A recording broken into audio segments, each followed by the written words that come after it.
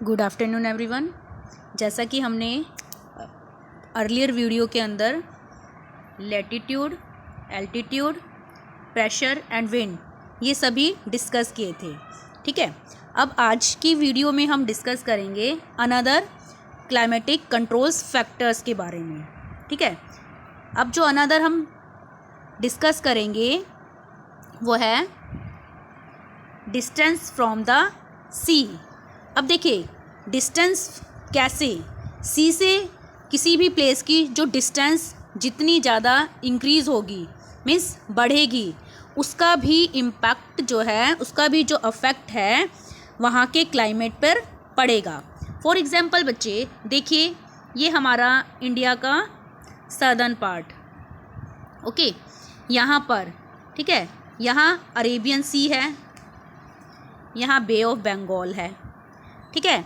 अब देखिए बेटा, यहाँ पर जो ये अरेबियन सी है, एक तो यहाँ के जैसे मान लीजिए केरला हो गया, कर्नाटका, गोवा, महाराष्ट्र, तो ये जो भी एरिया हैं, ठीक है, एक तो यहाँ प्लेस हैं और एक यहाँ और फिर यहाँ सेंटर इंडिया के अंदर और यहाँ।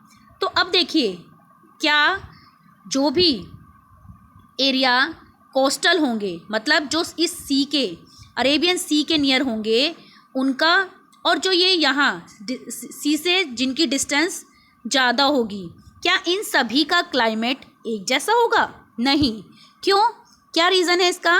क्योंकि देखिए ये वाले जो कोस्टल एरिया होंगे, ये वाले, ठीक है, ये सी के नियर होंगे और यहाँ से जो विंड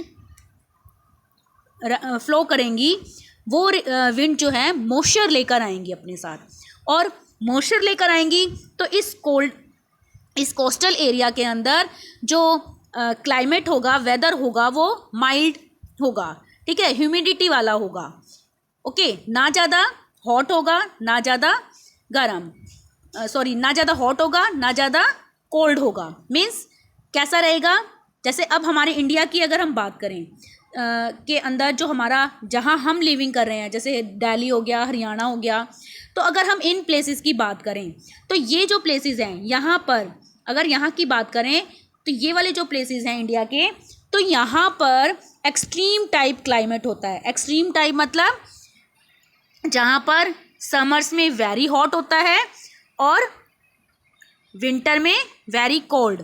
समझ में आया? एक्सट्रीम कंडीशन का मतलब होता है कि गर्मियों में ज़्यादा गर्मी और सर्दियों में ज़्यादा सर्दी, ठीक है। तो अगर सी से डिस्टेंस कम होगी तो यहाँ पर इस तरह की एक्सट्रीम कंडीशन नहीं होगी, बल्कि यहाँ का जो क्लाइमेट होगा वो वहाँ के क्लाइमेट के दिन और रात के जो क्लाइमेट होगा, मतलब वेदर होगा, उसमें ज़्यादा डिफरेंस नहीं मिलेगा, ठीक है। यहाँ का मॉडरेट टाइप क्लाइमेट होगा, ठीक है। अब यहाँ से ज़्यादा अगर डिस्टेंस होगी तो वहाँ पर एक्सट्रीम टाइप का क्लाइमेट होगा। एक्सट्रीम टाइप का जैसा कि हमारे यहाँ होता है, ठीक है, कैसा, गर्मियों में गर्मी, सर्दियों में सर्दी, ठीक है। तो ये फैक्टर था, जितनी ज़्यादा डिस्टेंस होगी किसी भी लैंड एरिया की सी से, तो उसके उस सी की थ्रू, सी से जो आने वाली विंड्स होंगे, उन विंड्स का अफेक्ट वहाँ के लैंड एरिया पर ज़रूर पड़ेगा, ठीक है। अब आता है नेक्स्ट ओशन करंट्स। अब ये ओशन करंट्स क्या हैं? Along with onshore. ऑनशोर का मतलब कोस्टल, ठीक है, ऑनशोर का मतलब कोस्टल। देखकर ऑनशोर वर्ड को ऐसे लगेगा जैसे कि डिफ़िकल्ट सा वर्ड है, बट कोस्टल इसका जो है सेम मीनिंग है। Ocean currents along with onshore winds affect the climate of the coastal area. Ocean currents जो होती हैं, कोस्टल विंड जिनको बोलते हैं, ठीक है, इसका भी अफेक्ट जो है किसी भी कोस्टल एरिया के क्लाइमेट पर पड़ता है। For example, any coastal area with warm और cold currents flowing past it will be warmed और cooled if the winds are onshore. Means अगर कोई भी विंड, ऑनशोर का मतलब किसी कोस्टल एरिया में, किसी भी कोस्टल एरिया में फ्लो करेंगी तो वहाँ के, अब डिपेंड करता है वो एरिया पड़ता कहाँ है। देखिए जैसा कि हमने देखा था, अब यहाँ पर फर्स्टली तो अगर हम बात करें सबसे पहले करंट्स क्या हैं, ओशन करंट्स हैं क्या, ठीक है। करंट्स का, वेव का मतलब आपने देखा होगा, वेव का मतलब होता है, सी वेव्स का मतलब लहरें इस तरह से, ठीक है। वाटर का आगे और पीछे की तरफ होना ये वेव्स है, ठीक है। लेकिन अगर बात करें हम ओशन करंट्स की, तो ओशन करंट्स वेव से डिफरेंट हैं। अब देखिए, जो भी मान लीजिए ये सी है, ठीक है। सी में जब ये वाटर किसी एक मतलब यहाँ से स्टार्ट होकर इस तरह से फ्लो करता हुआ नीचे एक इस तरह से पर्टिकुलर एक डायरेक्शन में, ठीक है, पर्टिकुलर जब एक डायरेक्शन में इस तरह से सर्कुलेट करता है तो इसे ओशन करंट्स कॉल किया जाता है। ओशन करंट्स की डेफिनेशन है streams of water flowing constantly on the ocean surface in definite direction, ठीक है। अब वेव्स देखिए, जब मतलब फ्लड वगैरह आ जाती है, रिवर्स का जो वाटर होता है इधर उधर जहाँ उसको रास्ता मिलता है वो वहाँ तक फ्लो करके ले जाता है। लेकिन ओशन करंट्स का मतलब है कि जो भी ये वाटर होगा ओशन का, वो एक डेफिनेट डायरेक्शन में इस तरह से फ्लो करेगा, ठीक है। अब इसका क्या रीज़न है कि ये इस तरह से एक सर्कुलर या एक डेफिनेट डायरेक्शन में इस तरह से फ्लो करता है।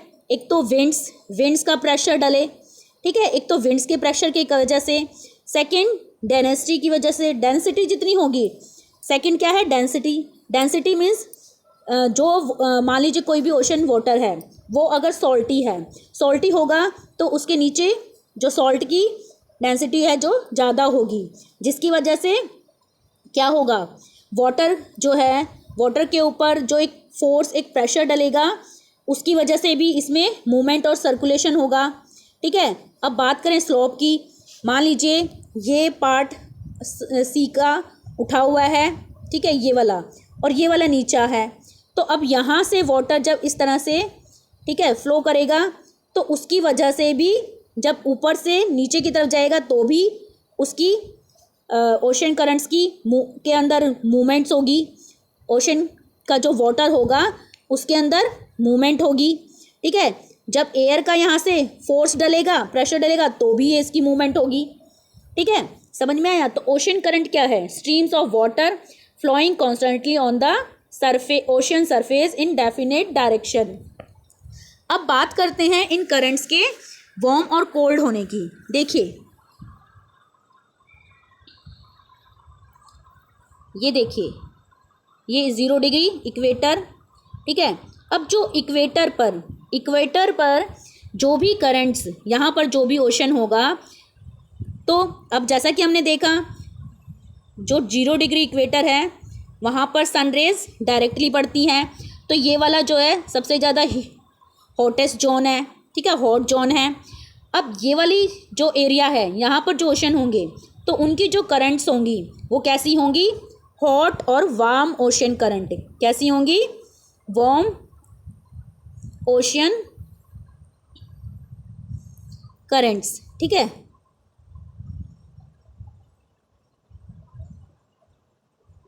ये कैसी होंगी? वार्म ओशन करंट्स होंगी। ये कहाँ पर? इक्वेटर पर। अगर बात करें हम, देखो यहाँ की, ठीक है, जो पोलर रीजन है, ठीक है। अब ये तो थी वार्म ओशन करंट्स। अब हम बात करें कोल्ड, ये 0 डिग्री, ठीक है। जो वार्म ओशन करंट्स होती हैं वो इक्वेटर के नियर होती हैं, और जो ट्रॉपिकल एरिया होता है इसके अंडर होती हैं। ट्रॉपिकल कौन सा? ट्रॉपिक ऑफ कैंसर और ट्रॉपिक ऑफ कैप्रिकॉर्न के बीच वाला, ठीक है। और जो कोल्ड होती हैं वो पोलर रीजन से इस तरह से सब ट्रॉपिकल एरिया तक फ्लो करती हैं, ठीक है। कोल्ड, अब ये पोलर रीजन क्या है? कोल्ड एरिया है, तो जो पोलर रीजन से सब ट्रॉपिकल एरिया की तरफ फ्लो करती हैं वो कोल्ड ओशन करंट्स होती हैं, ठीक है। तो इस तरह से जो ओशन करंट्स हैं 2 टाइप में होती हैं। कौन कौन सी? वार्म ओशन करंट्स और कोल्ड ओशन करंट्स। तो अब इन ओशन करंट्स का भी अफेक्ट जो है किसी भी एरिया के कि कोई भी जो कोस्ट एरिया होगा उसके क्लाइमेट पर पड़ेगा। वार्म होगी तो वहाँ कैसा प्रेशर बनेगा? जहाँ वार्म होगी वहाँ लो बनेगा, ठीक है, और जहाँ कोल्ड होगी वहाँ हाई प्रेशर बनेगा, ठीक है। तो जो अगर लैंड वाला सरफेस होगा तो लैंड वाले सरफेस पर विंड हाई प्रेशर से लो प्रेशर की तरफ रन करती हैं, ठीक है, जैसा कि हमने पिछली वीडियो में डिस्कस किया था, ठीक है। अब एक बात और देखिए, जहाँ पर वार्म और कोल्ड करंट आपस में एक दूसरे के साथ कनेक्ट होती हैं, मिलती हैं। मान लीजिए ये इक्वेटर, ठीक है, और ये इधर सब ट्रॉपिकल, और ये वाला ट्रॉपिक्स एरिया, ये ट्रॉपिक्स एरिया ट्रॉपिकल जिसे बोलेंगे, और ये सब ट्रॉपिकल, ठीक है। अब देखिए यहाँ से ये विंड्स जो आई, ये कोल्ड आई, ठीक है। तो अब यहाँ पर ये वाली यहाँ से जो विंड गई वो वार्म थी। अब सपोज़ कीजिए यहाँ पर, या यहाँ की बात करें हम, यहाँ इस तरह से इधर ये वार्म और ये कोल्ड यहाँ पर, ठीक है, जैसा कि हम जापान में देखें, इस तरह से जापान के अंदर जो वार्म और कोल्ड करंट जहाँ मिलती हैं, उस प्लेस की अगर हम बात करें तो जो जहाँ पर वार्म और कोल्ड करंट मिलती हैं वहाँ पर वो जो कंडीशन और सिचुएशन होती है वो फ़िशिंग के लिए बेस्ट होती है, मतलब फ़िशिंग ग्राउंड के लिए बेस्ट होती है। क्यों? क्योंकि अब देखिए फ़िशिंग मतलब ज़्यादा कोल्ड हो तो उसमें भी ज़्यादा ग्रो नहीं कर पाएंगी कोल्डेस्ट होने की वजह से, ठीक है, फ्रीज हो जाएगा सब कुछ। अगर वार्म होगा तो वार्म से वैसे, जैसे अब देखिए हम खुद ही ऐसे बिल्कुल हॉट वाटर से भी नहाना पसंद नहीं करेंगे और बिल्कुल कोल्ड से भी नहाना पसंद नहीं करेंगे। हम कैसा पसंद करेंगे? जो मीडियम होगा। तो इसीलिए जहाँ पर ये दोनों वार्म और कोल्ड मिलेंगी तो वहाँ पर मीडियम टाइप का वाटर होगा, ठीक है। और ऐसी कंडीशन जो है, ऐसी सिचुएशन में फ़िशिंग को ग्रोथ करने की एक मतलब अपॉर्चुनिटी मिल जाती है, ठीक है। नेक्स्ट आता है रिलीफ फीचर्स, ठीक है। अब रिलीफ फीचर्स की बात करें, जैसा कि मैंने आपको पहले भी बताया था, रिलीफ फीचर्स क्या हैं, किसी जो भी हमने प्रीवियस अर्लियर चैप्टर में रीड किया था, रिलीफ फीचर्स क्या है? माउंटेन्स हो गए, ठीक है, या कोई भी प्लेट्यूज हो गया, या कोई भी आइलैंड्स हो गया, ठीक है, रिवर हो गया, तो जो भी विंड हो गई, तो जो रिलीफ फीचर्स होते हैं उनका भी इफ़ेक्ट पड़ता है किसी भी प्लेस के क्लाइमेट का। किस तरह से? देखिए,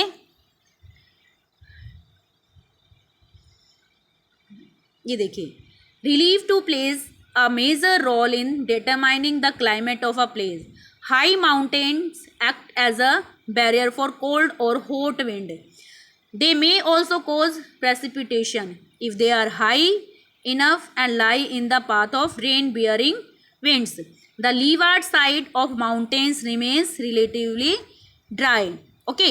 अब देखिए हमारे इंडिया में यहाँ इधर की तरफ हिमालय माउंटेन्स है, ओके। अब ये जो हमारा इंडिया का पार्ट है इसके इधर हिमालय माउंटेन्स है। अब ये भी एक रिलीफ फीचर है। तो एक रिलीफ फीचर किस तरह से एक बैरियर का काम करता है कोल्ड और विंड, हॉट विंड से प्रोटेक्ट करने का। अब देखिए यहाँ पर तिब्बतन प्लेट्यू है, और अगर हम बात करें ऊपर यहाँ इधर सेंट्रल एशिया की, तो रशिया है। अब रशिया की यहाँ से आने वाली, सेंट्रल एशिया से आने वाली जो कोल्ड विंड हैं उनसे ये हिमालय माउंटेन्स हमारी प्रोटेक्शन करते हैं। अगर ये प्रोटेक्शन नहीं करते तो ये चिली विंड हमारे इंडिया में एंटर कर जाती, जिसकी वजह से यहाँ पर इंडिया में भी कोल्ड क्लाइमेटिक कंडीशन होती, ओके। अब सेकंड बात करें हॉट विंड्स की, या हमारा जो तिब्बतन प्लेट्यू है यहाँ से आने वाली मतलब जो हॉट विंड्स होती हैं या कोल्ड विंड्स हो चाहे, ठीक है। तो हिमालय माउंटेन जो है एक बैरियर का काम करता है हमें किसी भी कोल्ड और हॉट विंड से प्रोटेक्ट करने का।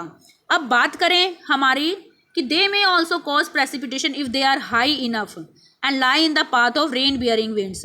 तो अगर ये किसी भी ऐसी विंड्स के रास्ते में पड़ते होंगे